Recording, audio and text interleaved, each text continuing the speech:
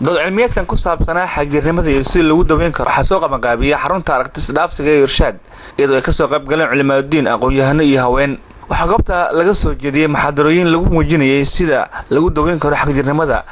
waxaana goobta la isku dhaafsaday dad cilmiyeed ku saabsanaa dhanka cilmiga agaasimaha xarunta aragtis dhaafsiga ee Irshaad Sheekh Cabdiraxmaan Sahal Yuusuf ayaa ugu horreyn sharaxay ujeedka dad cilmiyeedkan aqoon isweydaarsigan wuxuu ku saabsanaa in aan ku qeexno aan ku qaada dhigno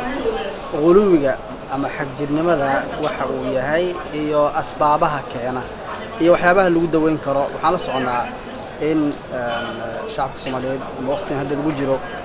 inay jiraan dad aaminsan afkaartan oo quluwiga ah si khaldan diinta u fahansan diintiina marka uu adeegsanaya dadka inay garanaysaa ku laayaan dadkii marka kala qaybiyay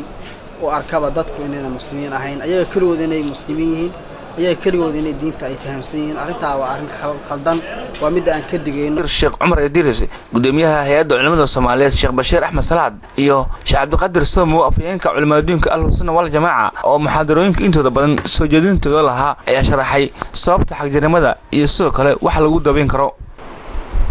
xadiidka haddaan marka diinta qofka markaan diinta ku dhaqmayno laba si way inaan anagu diinta hogaamin inayna hogaamiso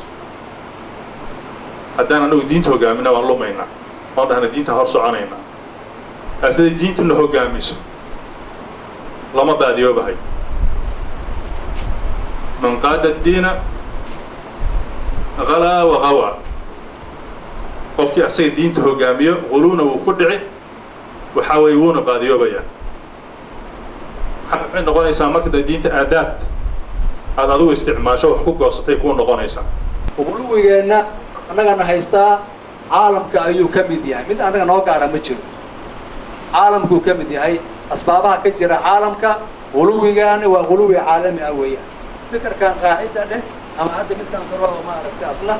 soo daacishoobay waxaasoo dhan afkaar caalamiya wey marka waa in la fahmaa mushkiladu hadda maxaan noogu yar waxaa waaye hadda dad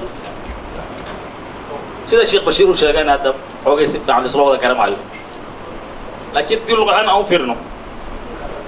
dadka herbaadiya herbiga si fiican u yaqaan tadarufka qofka jidka inta ka leexda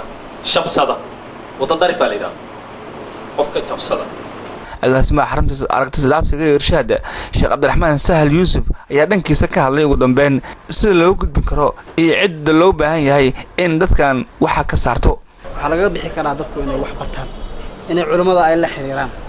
inay nabadgelyada iyo dawladnimo ay ka doorbidaan waxa keenaya nabadooda wax ku ciyaaraya inay xagga fikirkooda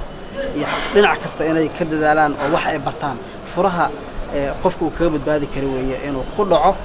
xagjirnimada Cabdinaasir Dahar SNTV Muqdisho